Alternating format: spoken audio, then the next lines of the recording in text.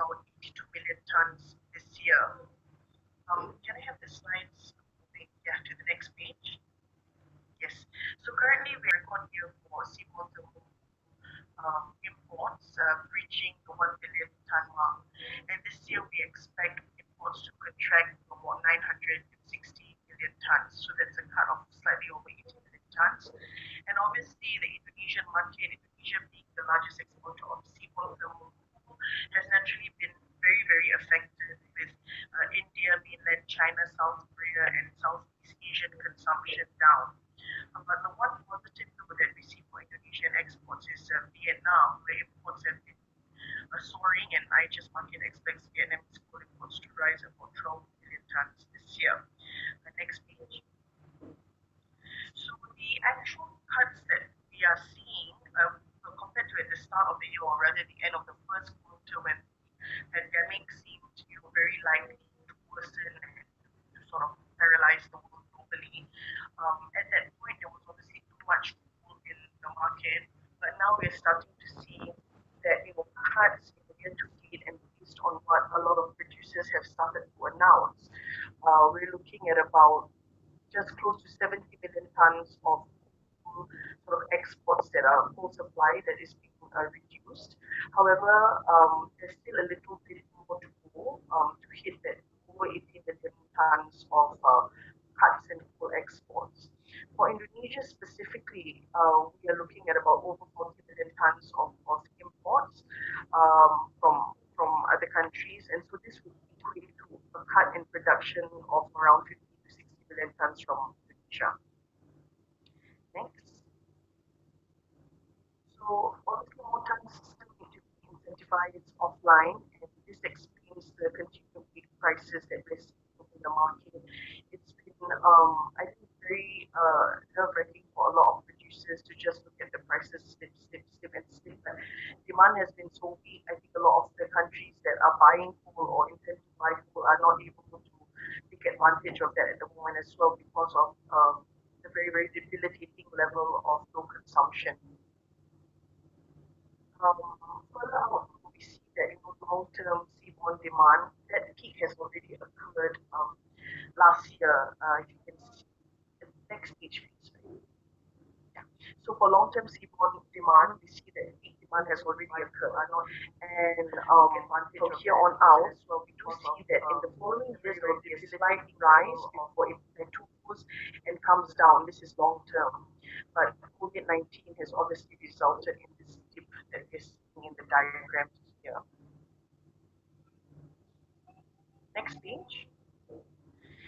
And this one is a bit more of a longer term view to see that there will be growth in the next decade or so, but there will be a decline thereafter, and we can see that it will be slowly declining. It will take some time. A lot of it will probably have to do with the fact that Indonesia themselves, for example, as a country that's supplying, will be using a lot more of their coal for domestic production, and then there will also be that switch to renewable, so on and so forth, further out. But there'll still be another good decade of growth. And at this juncture, I'd like to hand over to my colleague Kiara, who will be giving us more insight on the China market. Next slide, please, and Kiara, take it away.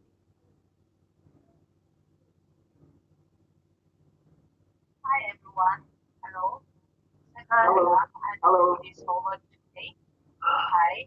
Yeah, I will just start with explanation about the China import quota system. I believe this question was raised by many people, and I will give some understanding from our collections. Can I have slides move to the next page?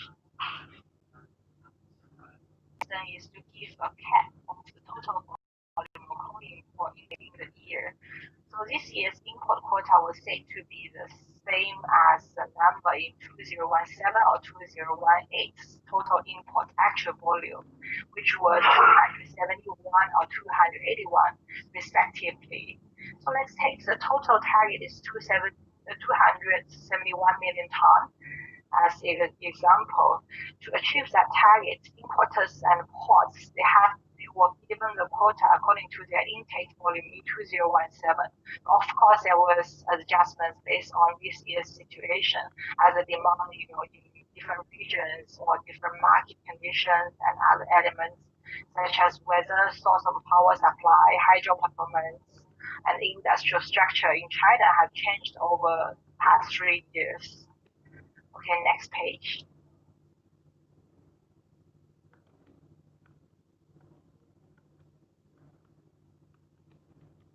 Can I have the slides move? Next page. Yeah. First of all, for import volume, um,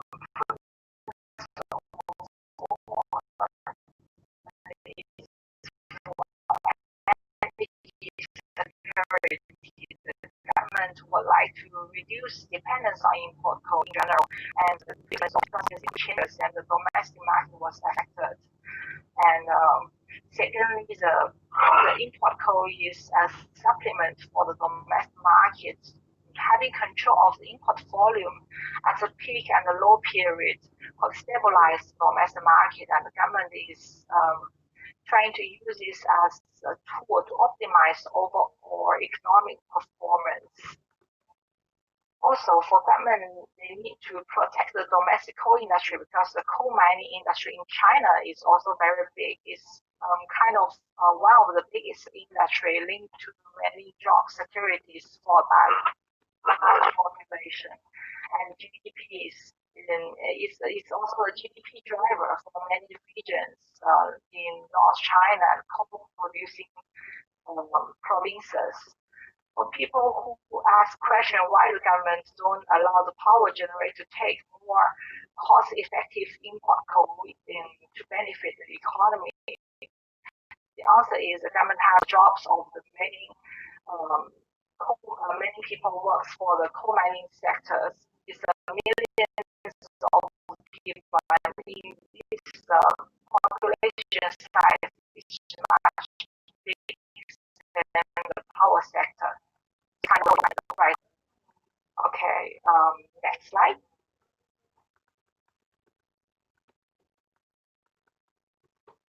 Yeah, we can know that the quota system didn't run very successfully in previous years because the actual volume of intake was always higher than the target, and the government had to impose a new plan at the end of the year, which impacts the market price very much and it left the problem that in every year, quarter one, the customs always clearing the backlogs from the previous year. So the custom data of the imports wasn't very accurate for the first few months of the year. And it's kind of an issue happening for past few years. There were some practices in the quota system in the previous year. A good way to cope. It is a way to cope with issues that the demand will change in different regions for each year. So in a group level, in the group level, or the end users has increased the consumption in certain regions may use a quota in other regions to clear customs, but it creates the problem that if the government allows that, it's very hard to track and control. So there could be some duplications in quota using, and when there was some duplicated declaration of customs in different places, which caused there was exceeded volume of intakes each year. And there was another issue that some end users, they deplete their quota very early in each year, and they try to apply for additional quota in the peak seasons because they say, okay, we are short of coal supply and we are coal plants, we need to generate power. Then this causes the issue each year, and it happens. It causes a problem as well. And for this year, there was additional rules to which was implemented to have a better control of the quota system and total intake volume. So first of all, they have kind of banned the non-local custom clearance, and it started very early this year. In past years, there was a control of the non-local custom clearance in the second half of the year, but this year it starts almost at the beginning of the year. And also, the government tried to allocate the quota to different levels, which means to province level, then the province level allocate to different regions, to different ports, and for group levels, they allocate to the quota, import quota to different regional companies, and the regional companies allocate the quota to different power plants. So each level have a number to follow, then it's easier for the authority to find where is the problem and who have more they should be.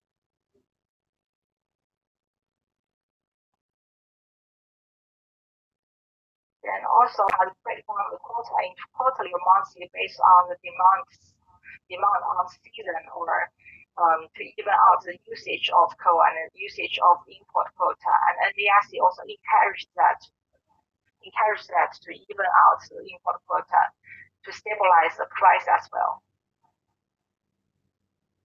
Okay, next slide. So why the import control happened much earlier this year, and everybody felt it's so early that it's almost the import control has been so tight. And to be in short, that's because of the import actual volume in the first half of the year has went too high. We can see from the chart here that the total import volume so far this year to compare with the year 2017 is more than 30% higher. And with the impact of COVID-19, China's GDP, especially some export-dependent industry, was badly impacted. So for the country level, with very limited income, the government have to give priority to things they have to import. And the coal is kind of, they can supply from the domestic market. So it is kind of, they have to have a tighter control on coal import volume this year. Next slide.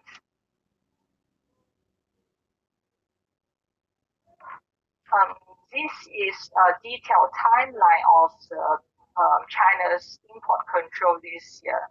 So the slides will be distributed after presentation, and you can have a detailed read about the timeline of this year. Next slide.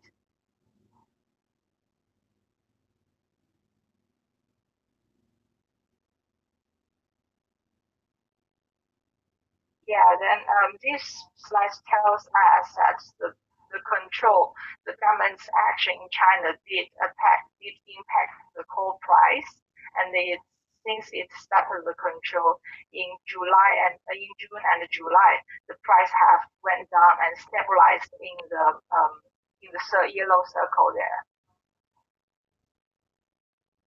Next slide.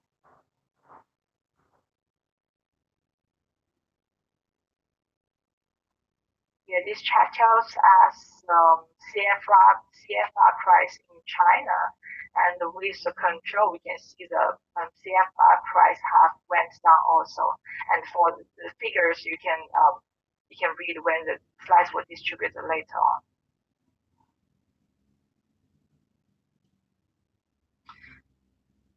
Okay, can we have the slides move to the next two slides?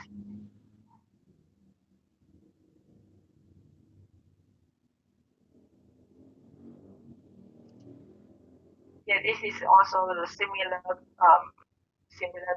and it's a curve that shows the control have impact on price, and the China's coal consumption have recovered over the period, but it was still lower than the previous years. But the power consumption has catch up, and it's almost came back to the level in 2019.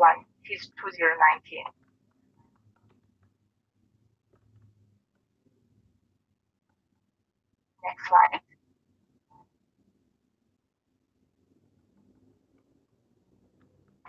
Okay, many people is asking, recently they were saying that more additional quota will be given to Indonesia and Australia and other import coal. Because the domestic price has rise to sky high. It's over the red zone, which was above 600 RMB. Is that possible to address that question? Actually, NDRC have held a very closed door meeting on the 9th of 9th of July. Tells us that the conclusion the domestic price was rising, but the reduction of import control was not likely to be very soon. The NDIC states the recent domestic coal price surge was not a result of import coal control only. It's a result of multiple reasons. We can know that some coal producing regions in China, they have implemented policies to cut or control production after there was oversupply in Q1 due to the COVID-19. And secondly, the loss in hydropower generation this year has created an additional demand equivalent to 8 million tons of coal consumption over the summer period, based on the NDIC's estimation. So for the above reasons, NDIC has said that the domestic coal supply was tightened, and to stabilize the price, the priority is given to improve the domestic supply before other methods. But last not least, NDIC also mentioned, so if there's still tightness or shortage of supply during peak period, next period will be most probably before the winter period, then more quota could be given. So this is kind of a chance for the market players to take and to predict the market when will be the next high wave of coal intake volume for China.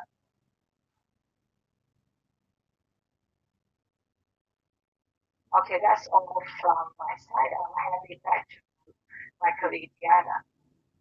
Thank you. Thanks, Kara, for sharing your thoughts with us. I just want to end with a final slide. Next slide, please, just to share just a basic outlook of near-term coal prices. IHS Market, we have our M series of prices, and we see here that for low-rank and sub-bituminous prices. Here, if you look at the dotted line, what we're sharing is the forward price, which is where buyers, sellers are willing, the price that they are willing to pay for the month.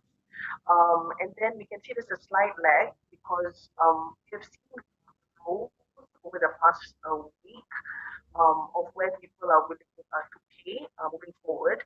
But because our curve is updated every quarter, there's a slight lag here. But we do see there is an upward trend to be expected in the months to come and further out to 2021. And with that, we close our presentation. Kiara and I are happy to take questions later during the roundtable session. Thank you, everybody, and the slides will be available to all of you after the presentation. Okay, thank you, Diana, Kiara Zong from IHS Market for the very insightful and hopeful presentation. So we'll get back to you later on the Q&A sessions. There are some questions on the rest to IHS Market from the audience. Okay, next we're going to listen to the presentation from Professor Sichuan Rong from the China National Coal Association atau counterpart APBI-nya China ya. Professor Sichuan Rong is the National Director of the CNCA and also is serving as the Secretary General of the Technology Committee of the World Coal Associations, and Professor Su also is the Secretary General of the Coal Committee of the World Mining Congress. So, Professor Su, from joining us from the time is yours. 8 minutes, Professor Su.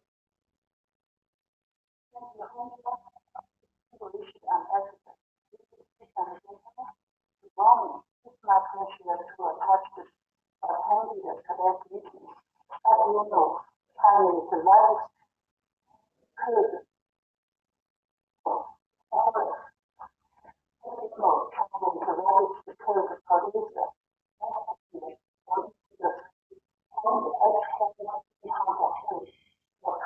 For most of 50% of the total. China is also the largest crude importer and imported about 300 million tons of crude in 2019.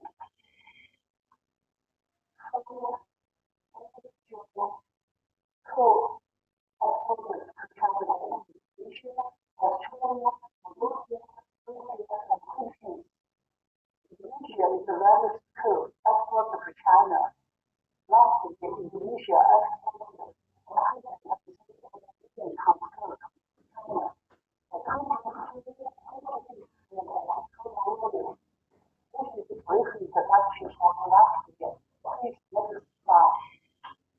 Today, I want to talk on this year because it is very special. In the whole of 2020, China's coal production reached 1.8 million tons. All the coal increased by 14% to 134 tons. Fertilizer introduced in the COVID-19 influence of Chinese coal market. So this year, the cost has research highly chain coal supply of the demand because of lower cost from the previous studies. The whole study from coal supply reduced and the price increased. This facility inspection on the major at the end of last year. Although unclear from the community is critical, the next coal supply is still solid. Even though the coal increase, this coal supply is up around 240 yen to 470 yen per ton. The second stage was from February to April. Coal supply increased. Now, this price started and the price began to fall until April. Since February, the massive coal enterprise already to recover the production. In March, output was up 2%. In the same period, coal-related downstream industries recovered very slowly. From March to April, power consumption was down 4%. International demand reduced. The landslide is the COVID-19 global outbreak. More coal exports arrived to China market. This has made every company to increase the coal price for more sales. Coal prices was low and in our long-term contracts. Still more volume cost. First stage started from May until now. Coal demand is up and the price increased. Because of the low rise in April, Chinese domestic coal output reduced to 310 million tons, and the coal import to 22 million tons. Actually, this is the control of community in China and the policy of local government. The power demand increased. Since last June, the thermal conflict is the peak level, which led to coal price up rapidly, close to 60 yen per ton. Overall, the coal price to 58 yen per ton. The first half, but China's coal imports were up 30% to 173 million tons.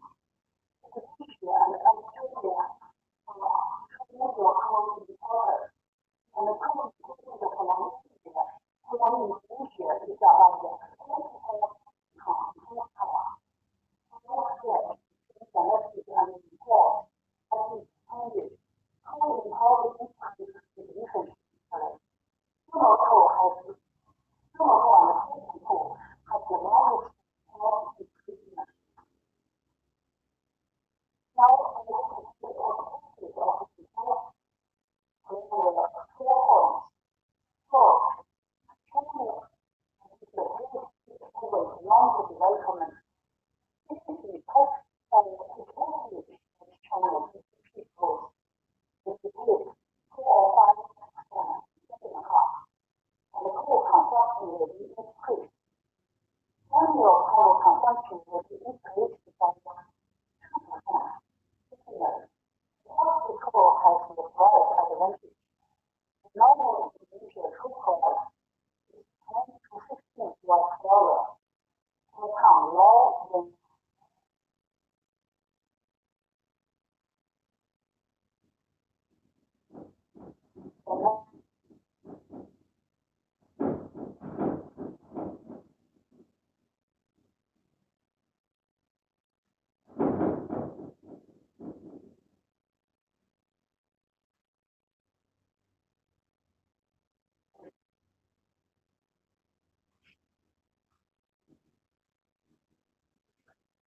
I think Professor is still having a bit of a network problem. Yeah. Okay, why don't you continue the slides? More.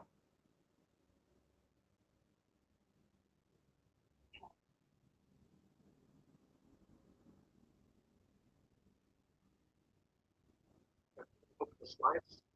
Yeah.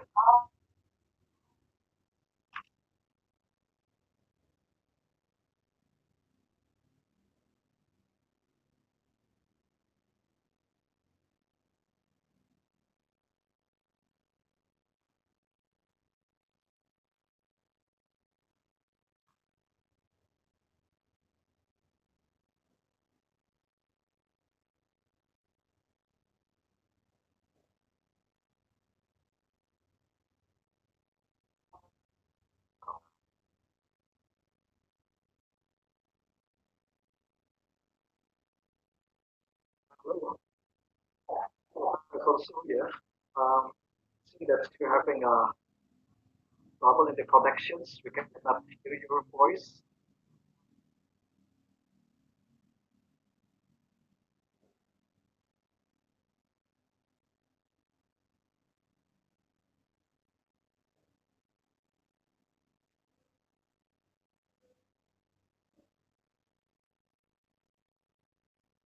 Hello, Julia. Yes, well, Tolong di-remind lagi. sure. I'm contacting her through WhatsApp now. Just checking. Mohon maaf peserta webinar nih ada gangguan koneksi dari Profesor Suku di Beijing. Kita akan coba.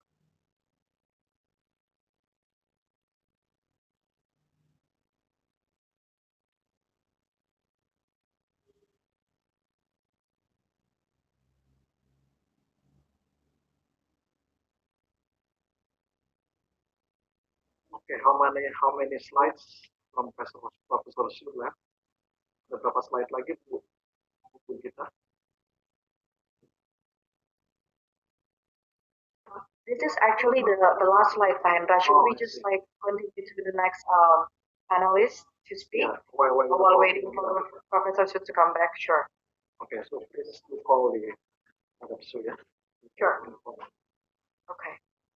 Okay, so thank you very much for the presentation. I'm sorry ada gangguan koneksi dari Profesor Su Chuanrong, tapi mudah-mudahan nanti akan kembali respon lagi. Okay, the next panelist, we're going to listen the perspective from exporters and traders, ya.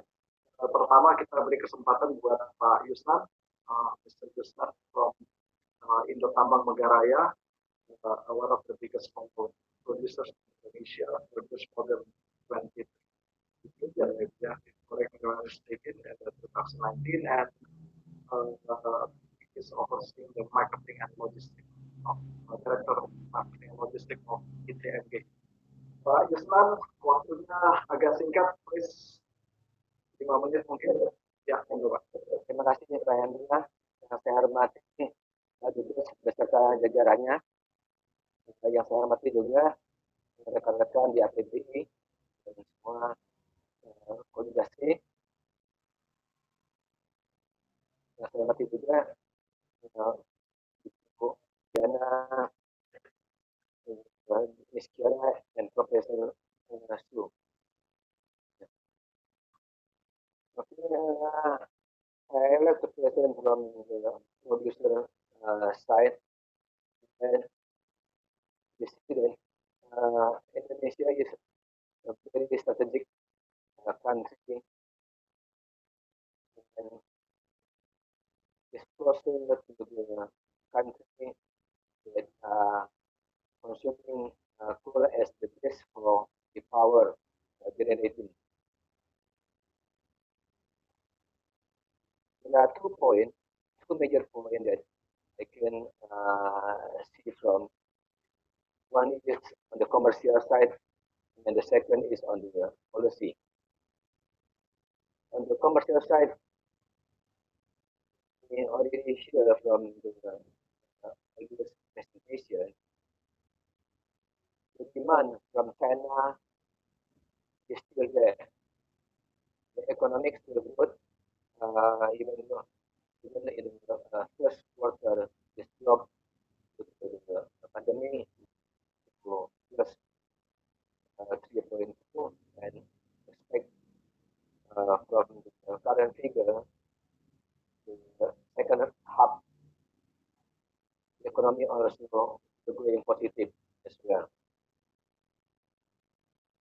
In the energy and consumption, if we see from the figure, in the June already back import of coal in the first half 2020 already powerful than 2019 as well. So this is actually for the positive coal industry. Domestic price also quite high. It means that import product is very competitive. You see from the commercial point of view. The next is on the supply. Yeah. As also presented earlier, that I expect that the cut of production in 2020 is around 80 million. In the first up to 2020, the supply is still not as the split is not as expected to the annualized 82 million. You see the Indonesian production in the first 6 months dropped only around 20 million. And the supply country much less than expectation. Of course, we see the same pattern on the supply country, mostly in the downward trend on the production. So, in order to matching the demand uh, lower during the pandemic period. Yeah. And what will be the issue? So when we see that the demand is still there and the price also for Indonesia is competitive, it is on the policy. Yeah. How the importing country to conduct the policy to balancing the country is is how to protect the meaning uh, of the industry And definitely, even though the domestic price is high compared to import, that is when the policy is in guide, then the commercial point become uh, less concern. Yeah. But I still see that China will open the import again. The timing is when, because we already presented by ISS earlier as well. It's hypothetic when the offer again that I think it will be there uh, in August, when it was now seem less likely to be opened in July. But the still see that the movement is very fast. The China take the decision and the policy is very fast and apply immediately. So I still see the opportunity to the industry is still there. And as far as we can also control in Indonesia and control the production uh, in order for the supplying is not too much oversupply to the market may impact with the industry because if oversupply definitely it will also kill the industry as well. Yep. So I think this is become the key uh, for us to ourselves as Indonesia. We are one of the biggest, even one of the biggest exporting country and producing country, producing country in Asia. So I think we have to know how what is our value of the business and also balancing the industry with with balance as well. Yeah. Thank you. Okay, thank you, Pak Jusnan, for your point of view. There is still the optimism for the Indonesian coal exporter, and the question is timing. Yeah, so in the second half of the year is very critical. Okay, next, the last panelist, I would like to hear the overview from the coal traders of Pai. Pak Chris of the Traffic Gura is Representative Bob Kamandanu who cannot join us today. Fry from Traffic Gura, please. Thank you, Pak. First of all, I would like to say thanks to TPI for the arrangement and choosing a very important topic, especially on China market. And salam hormat untuk KBRI sama timnya, sama teman-teman panelis dan peserta. So I will just cut it short and then just going to the main points on this discussion. From the exporter point of view, I share the same view with Pak Jusman. Although it is a very bearish market, but the current domestic pricing, which starts almost 600 renminbi in China, is presenting a huge opportunity for Indonesian coal. Why I say that is because the spread right now importing Indonesian coal versus domestic is more than $17. Like what has been mentioned by Professor Su, the spread is usually below 13, and then now we are closing even 20 to 25.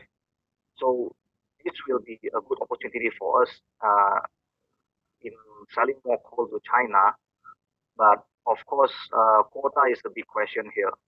We feel quota will not be released anytime soon, and even if it is going to be released, it's going to be happen in September or October, like very end of the year.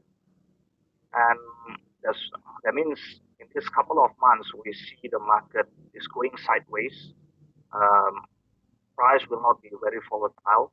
And even after the release of quota, you won't see much like increase in terms of price because China government will still impose the restriction and quota in importing the coal. And the big things is on this importing coal. We see that in Q3, normally China power plant and then also the buyer will do the China will do the winter restocking again. So um, we should be optimistic in this market, and we feel that we should see some of the price movement, especially in September or October. Yeah, that's all on my side. Thank you. Okay, thank you Pak Fry Kris Kurniawan from Latigura for overview. Okay, before we give the opportunity to Pak Dubes and our friends in Indonesia Embassy in Beijing to give comments or additional information or update. We're glad to have Professor Su already in the webinar. She lost the connection now, but she needs to finish a couple of slides that have not presented. So, okay, we give time to Professor Su. Are you joining again? Hello. Yeah. Yeah, Yeah. she's here. Okay, please let her know that. Yeah.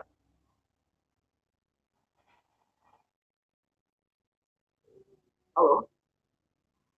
The slide needs to be displayed or shared. Yes, we're sharing the slides now. Okay, so Professor Su is with us already. Yeah. Hello.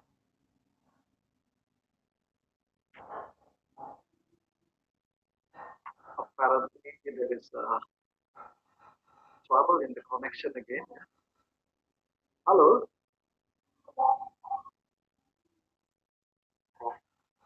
Hello, Professor Su. Yeah. Yeah, we can hear you, but yeah, it's not too clear, but I think it's yeah. Yeah, it's okay. Yeah, yeah, better. The presentation. Oh yeah, please. Okay. I'm now the challenge of the cooling cost on the whole plants. The electric coal capacity. Capacity released about the 150 million pounds. Secondly, the performance of long-term contracts. Long-term contracts is the supervisor of the co-party. Then the government will release and evaluate the performance of long-term contracts. The market to purchase will be reduced. The thirdly, high cold storage, high cold stock has keep high level sufficient to provide over 20 days consumption, which will be cost on imported coal. Fourthly, increase the land transportation capacity. Coal in Norway has shipped 9.7 million tons coal by the end of May, influenced by the whole the coal demand begin to decrease transported from the coast to one area, quarter of half this year. This improvement of infrastructure is expected cost will be transported 24 million tons coal per annum from this year. According to our analysis of the challenges and opportunities, I think cooling coal will have good future in the second half. It is estimated that China coal imports will be between 100 and 150 million tons in the second half.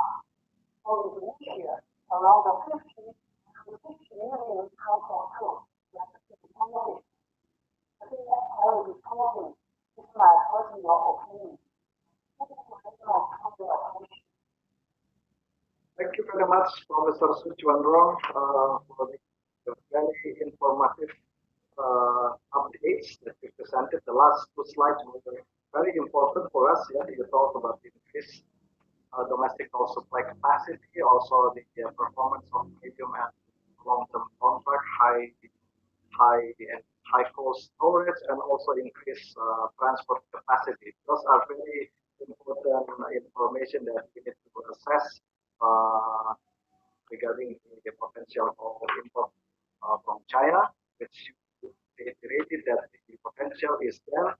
So we hope this will be materialized. Okay, Bu Ita dan Bu Nia, we still have, although it's almost close to 11:30, but I think due to the demands from the audience, there are some questions. We'd like to continue the discussion, yeah, at the latest 12, yeah. So, because this is the roundtable, in addition to taking questions from the audience, we also encourage the discussion among the panelists. So first, I'd like to give opportunity to Pak Dubes atau teman-teman di Indonesian Embassy to give comments or maybe want to ask something or you need to clarify some issue that have been presented by all other speakers. Okay, Pak Dubes. Yes, thank you very much. I am not because I have to leave now, so Okay. I think Fatima and Marina will participate as is still there. The future is still there for coal cooperation or coal sales from Indonesia, export from Indonesia to China. So we do hope that all major stakeholders in China, in particular my dear friend now, to facilitate as well the intention of the Indonesian coal exporters to enter the market in China or to increase our market share in China. So once again, thank you very much. Let's start the discussion, and as well as Bu Marina will participate fully in the discussion. Once again, thank you very much for the opportunity. Thank you, terima kasih Pak Dubes. Salam sehat. Thank you Pak. Terima kasih. Bye bye. Bye bye. Oke, so Pak Dino dan Bu Marina dari KBRI Beijing ya, ada yang mau ditambahkan atau mungkin mau diklarifikasi ke other speakers, silakan.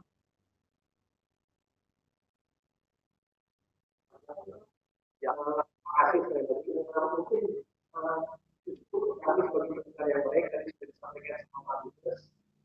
Ini kami dengar di banyak dari asosiasi para eksportir. Memang momentum yang tahun ini kita tidak cuma menggunakan hal, maka dari itu bisa menggunakan itu sebagai platform politik untuk kedepankan lagi bagaimana kita dalam melakukan perdagangan dengan Tiongkok. Bagi kita di Malaysia tentu saja tugas kita adalah meningkatkan neraca perdagangan, tapi dalam meningkatkan neraca perdagangan di sini tentu saja timbangannya juga harus semakin mendekati dijual. Dan demikian itu adalah salah satu untuk andalannya kita melakukan faktor penyebab. Demikian, terima kasih atas kesempatannya.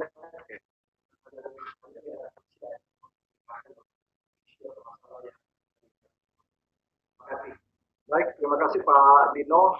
Pak Dino is Deputy Chief of Mission ya Pak ya of Indonesian Embassy in Beijing. Thank you for your comments. Okay, as Pak Dino mentioned that this year marks 17th anniversary of Indonesia China diplomatic relation. Though diplomatically we can take this momentum to strengthening our cooperation. Practically limit the cooperation from the Chinese government to allow more import from Indonesia. Okay, thank you. There are some questions that addressed by the audience. This question I'd like to take from, of course, we cannot take all the questions because time constraints ya, kemudian dan kita ya, kita mungkin nggak bisa habis. Nah, mungkin pertama, very interesting question from Pak Kris ya, Pak Kristiono from Medco Mining. Question is, Indonesia exporting coal to China dominate market share to close to 60%. Indonesia should have a privileged and strong position. Why it's not the case? Okay, I'd like to from Mr. Yes, sorry, Madam Su, yeah, Professor Su Chandrong, from the Chinese miners' perspective of the questions. And later on, Pak Henry Tamrin, if you would like to add on the question. Hello, Professor Su.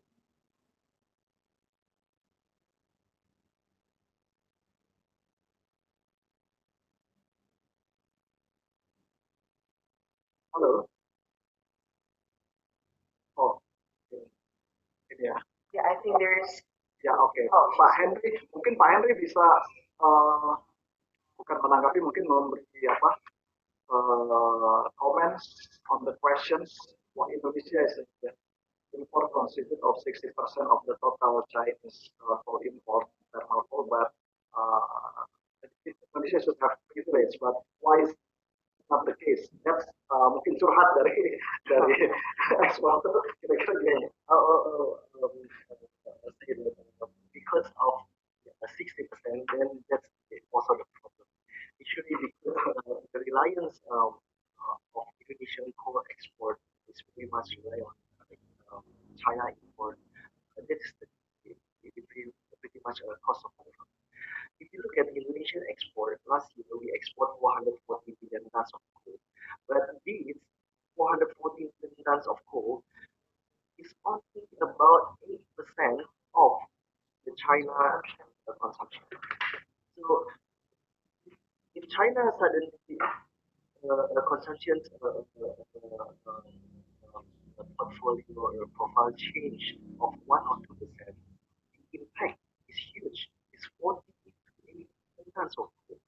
And because Indonesian producers a sudden hit, so it takes, I would say, several months, few months after the time, the producers to give a response to drop in the demand. I think that's my answer. Thank you. Okay, thank you Pak Henry Tamrin for your comment. Okay, the next question ini dari sorry. Oke, ini dari Pak Stevi ya. Pak Stevi dalam hari the question addressed to Ms. Kiara Chong ya. Thanks for your explanation on import quota. The question on the quota, import quota ya. Is it the complete thing still impacted to China for import demand quota or the policy quota itself? And how is your prediction forecast for coal demand and price until end of 2020, especially from China? And also the same question for the 2021. Yeah. Is Kiara Song? Yes. Thanks for the question, Adam. As I have mentioned, the COVID-19's impact in the way is not about the coal demand. It's the coal demand, the power consumption in China has almost recovered to the level compared to last year, the same period. However, there was a question that whether China have export enough to have income. So actually, many of the industry in China was impacted by the global COVID-19 situation that China's export was very bad. So the income for the whole country has reduced largely for this year. So this year where the government will give priority to think they have to spend on the foreign currency and the income this year. So this kind of reason that government will have the income have reduced. Oh, sorry. This is gone. Yeah. Then the second half of the question is about the prediction. I think there is hope for the quota to be released. Additional quota definitely will be additional imports in the second half of the year before the winter peak comes. But we can't predict when it is, and we have to take closely of the monitor the market and see how the price moves. Okay, that's still relating to the quota. Is another question on the quota. Now is coming from Isariadi. So, what is the is asking about the import quota? Is China government limiting import quota based on volume or economic value? It's based on volume. The quota will be carried out based on volume, but definitely the value of the imported will definitely take a part when the government to judge whether they will give additional quota. If the value of the value of the imports have reduced this year, then definitely they will consider there was possibility they can increase some quota. Okay, But thank you for anyway, it's it. based on volume, Volume, yeah. yeah. Okay, it's thank you for the clarification. Now it's to Bu Diana, yeah, Bu Diana. There is the question from the participant. What percentage of Indonesian coal miners currently are producing below the cash cost, given the low prices? That question is for ICME to Yeah. answer, I think, but Later on, Pak Henry will respond. Pak Henry will answer that. But I can see, we can see, safely in our heart that most of the miners that I've spoken to have said that, current price levels are below their cost. And, even when we see these movements that have gone from $54 in May going up to $58, $59, you know, with these spikes, it's still much lower than where we've seen coal prices all of last year and all of 10 years prior. And so I think it's fair to say that most miners are currently producing and these prices are below cost for most miners. Oke, thank you. Pak Henry, do you have any comment? Nanti Pak Yusnan mungkin bisa menambahkan kalau terkait dengan pertanyaan ini. Yes, Pak Henry. From our observation, with regards to the production cost compared to the selling price, right? Let's pick an example, the 4,200 product, which is very popular in China. They call it the 3,800 car. $25, plus minus $1 because of some premiums the products again the supply minus goes to like with some discount goes to down. But from our observation, actually, once the price dropped below $30, right, actually that will not be sustainable.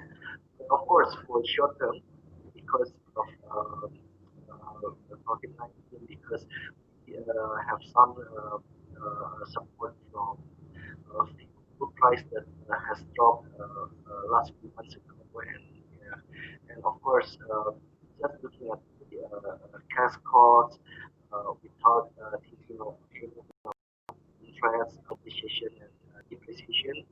So, yes, for the below $30, some producers will try to survive. As I mentioned at the beginning, it's on survival mode. So, at $25 is not sustainable, I would say. Majority of producers are losing money between 25, 27 to 25, 27, maybe half, maybe $27 to $30, right? Maybe less, but overall, to see a sustainable um, reserve, sustainable coal supply from Indonesia for the, let's say, for the next 5 years span, I would say, yeah, the price need to go above $30. Thank you. Thank you, Pak Henry. Pak Jusman, do you have a view on this issue? Yeah, thank you. And, yeah, the cost is variable between one to another producer. But we may see from the last several years, the studies, the cost as Henry already mentioned, about $32 as a base from the past several years study. Then from the fuel, maybe the current fuel price will get the advantage to the cost around 10%. Uh, yeah. It will also depend on the location of the mine and also the stripping ratio. Uh, this, around that yes, well, the current price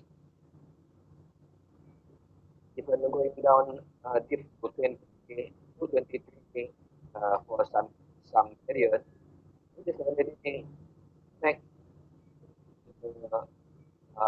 some most of the mine already not in competitive language. The progress is still there because uh, in the average of the first 6 months, the SP is still at a quite manageable level, but for the small the one that produce low city coal, that is will be get the big impact because of the value of the coal itself equivalent is very low.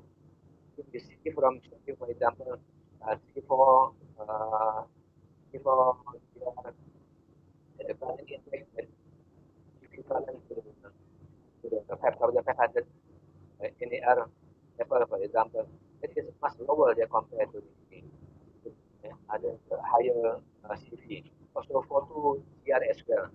So this two product is mostly impacted by this current market, and also this two product also mostly imported by the China and India market as well.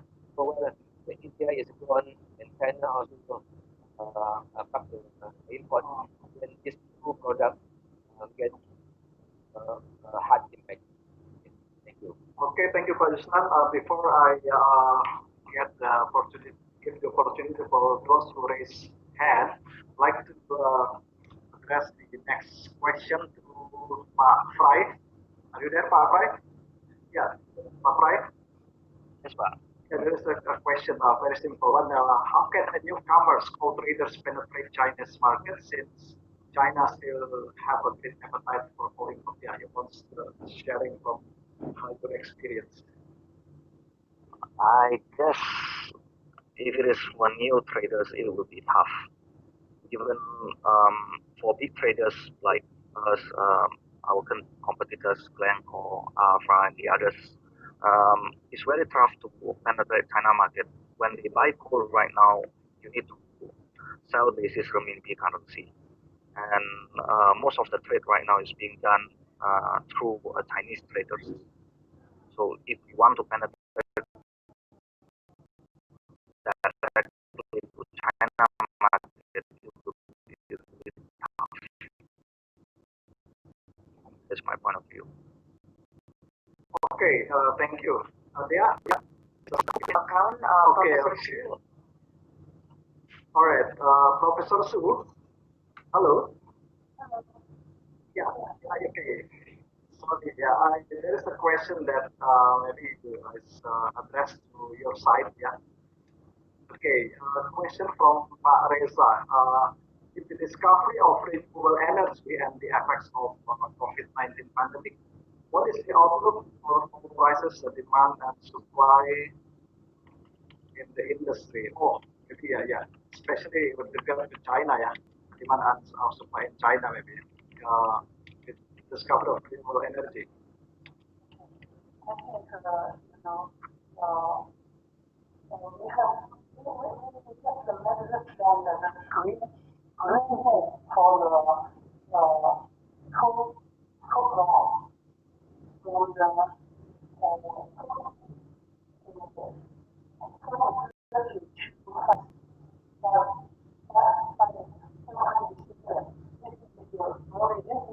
reasonable price.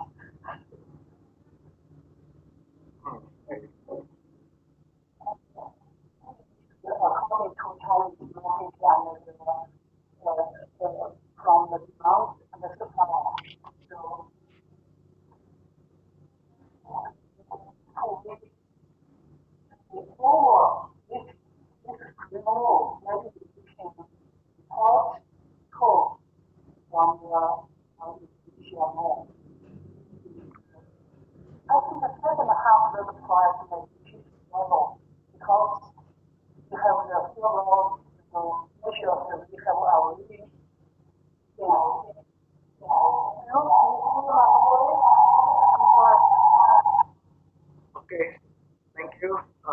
for sure. We'll get back to you again. Okay, with my next question. Budia, is there anybody who's raised hands?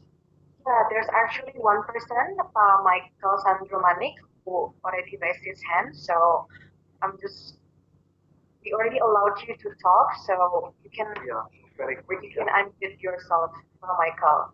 Michael, very quick and one questions only, please, because we still have several questions. Okay, Pak Michael. Hello. Hello.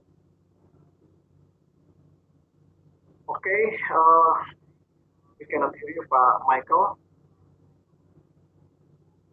Udah ya, gimana? Should we move ya? Hendra, do you mind if I make some comments? Um, sure, yeah.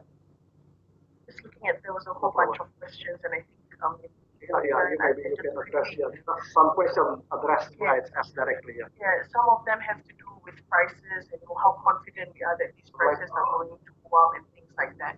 I think the problem with sort of any confidence level we have is that a lot of it is based on the political situation, and that's very difficult to guess. So if we are looking purely on a supply demand basis, we would be very confident that prices will recover.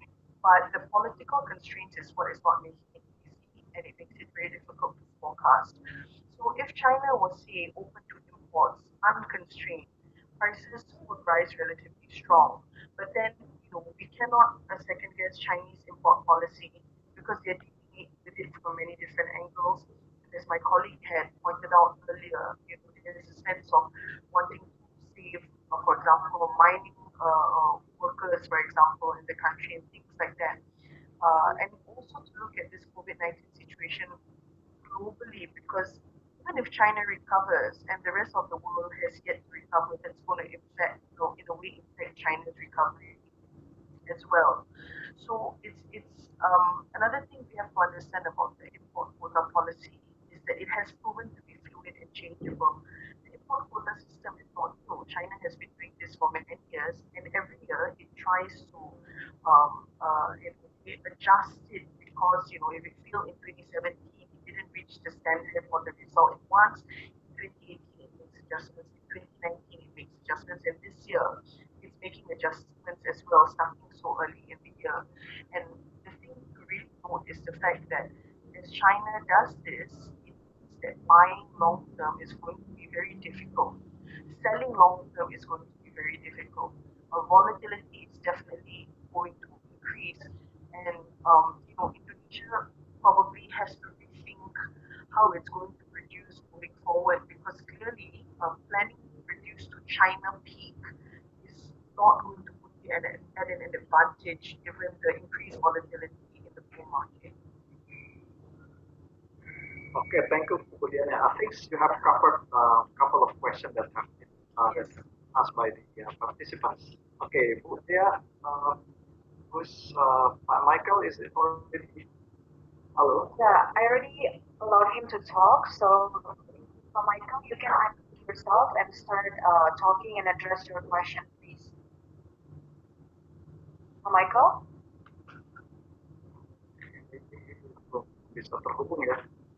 Oke, mungkin kita move to ini ya, because the time is we still have less than 10 minutes ya, before 12 ya. Yeah, but maybe we should just. Maybe we, yeah, okay, just okay. All right, okay. There is a couple of questions. Okay. All right. Okay, Pak Henry mungkin ya.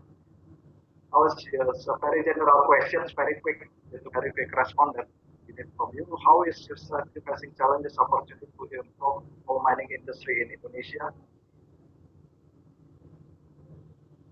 Yeah. Yeah, I think really, really need to go back to the basic things, right? Try to be completely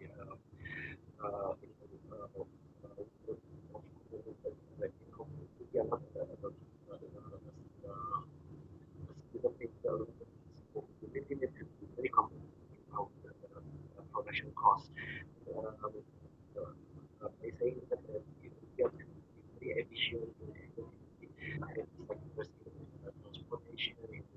mining itself.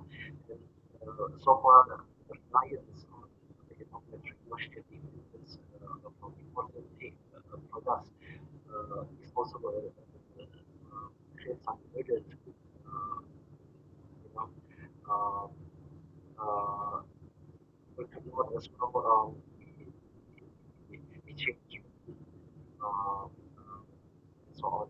So in the future as well, we need to look at the cost of fund, right? Because it's not easy to get a lot of funding now from banks to support the mining industry. I think that's my comments. Yeah. Thank you, Pak Andrew. Pak Yusman, very quick, your comment on this. In general, Indonesia have to be competitive compared to other country, exporting country. The specific of of, uh, company, I think we have to manage the balance of our market share. We cannot just depend on one country. Instead of already mentioned by about the cost and other strategy, but if we depend on the one bucket, then when there is no like the cost, there are some company that I know that are depend on China or India. Then this two market is gone or just suspend temporarily, then they are really in the difficulties with situation. So we have to manage the market. Okay, thank you, Pak Jusman. Before we close, Pak Fry, do you have any comment or your view on the second half? What's your projections? I think on the second half, as what I have mentioned earlier, we need to look at the month in September or October, whereas the current July and August, the price is going to be sideways. Yeah, there won't be much movement due to the import quota. If the import quota has been relaxed by the Chinese government, then there will be some movement on the pricing. However, it will be really limited. Yeah.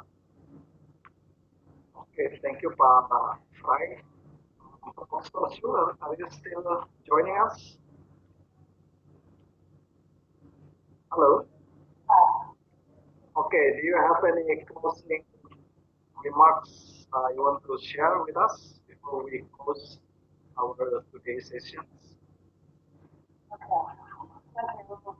Also, I the confidence the coal mining. Okay, so it's a very positive point of view from Chinese coal miners, yeah, as represented by Professor Su. Okay, thank you, Professor Su. And Juliana, very quick, you have for Madam Kiara before we close. Yeah, I think in general, Indonesia, obviously for the first half has done well in that sense to reduce its production based on the official government figures, and if it continues at that pace, it would at least try to counter the oversupply situation. But it would be good, I think, even when the opportunity to sell into China comes about, because as Pa Henry very rightly pointed out, Indonesia has so many players. It is one country, but it doesn't function as a single player entering a market. And I think the way in which the government and the miners decide to produce moving forward, this is going to be a real question for Indonesian miners. Perhaps not to be too excited to produce just when there's a little bit of buying and then risk getting into that oversupply mode again. Kiara, any thoughts? Yeah, I do agree with Diana that there was when opportunity comes, if the country can play as a whole player as Indonesia to enter China market, and the price become united, and so the supply becomes stable, and the two countries they could have better negotiation, and the price will be good for both sides. Yeah, I do agree with what Diana has said. Oke, thank you. Pak Henry, you are the last ini kasih mungkin komentar mau menanggapi mengenai indikatif wrap up Pak Henry. As yeah, no, I don't want to put up this discussion. Thank you so much everyone for joining this webinar. And for sure, what your comments really the good comment to strengthen the Indonesian medical industry and give the relationship that we can contribute to the growth of economy in both countries between Indonesia and China. Thank you so much. Thank you Pak Henry Tamrin, Vice Chairman of Indonesian Coal Mining Association, overseeing marketing and logistics, and all the panelists. Thank you very much, Bu Dea. Silakan untuk ini. Any more that you'd like to announce? Just to wrap up the today's session, Pak. Oh yeah, we're now close to the book. Yeah, we're like 4 minutes away, so we're just gonna close the session. Okay, thank you very much. Ya, Pak. Thank you so much, Pak Hendra. Thank you juga to all of our speakers for such wonderful discussion. I hope everyone enjoyed it as much as I did. Sekali lagi, sebelum menutup webinar ini, saya ingin menginfokan bahwa Indonesian Coal Roundtable adalah webinar regular persembahan dari APBI Learning Center. Dan today's webinar, again, it's a wrap up for our export series this month. But we still have lots of interesting discussions for different other series in store for you guys next month. So sekali lagi terima kasih juga untuk all of our wonderful audiences for joining us today and for sending us all those powerful questions. I just would like to say please stay tuned to our social medias, Instagram at atbi.icma and our website www.atbi.icma.org to get the latest updates on our webinar series. Okay, untuk materi paparan akan kami kirimkan ke email yang digunakan untuk registrasi untuk acara hari ini. Jadi terima kasih atas kurang lebihnya, saya mohon maaf. Sampai bertemu lagi di webinar berikutnya. Assalamualaikum warahmatullahi wabarakatuh. Thank you everyone. Thank you very much for joining. Bu Diana, Hirazong, Pak Ido dan Bu Marina di Beijing, teman-teman Pak Jushan, Pak Pai. Terima kasih banyak Pak Henry. Terima kasih semuanya. Terima kasih semuanya. Thank you bukunya, buku kita ya dari Sekretariat APBI. Thank you. Terima kasih. Have a nice lunch. Stay safe, stay healthy.